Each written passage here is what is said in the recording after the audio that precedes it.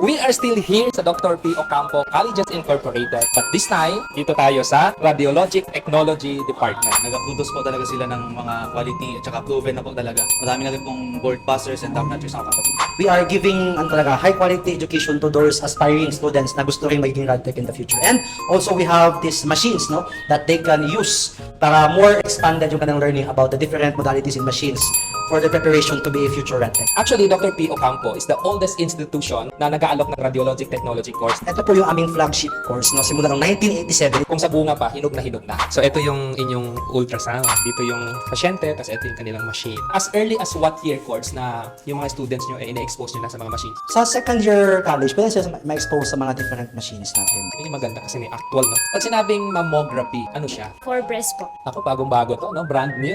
At itong ginagawa niya ngayon dito? Nagkakaroon po kami ng return demonstration. Which is po, gina-position po namin yung patient sa computed tomography po. Kaya sa mga gusto maging radtech po dyan, Ocampo College is your best option.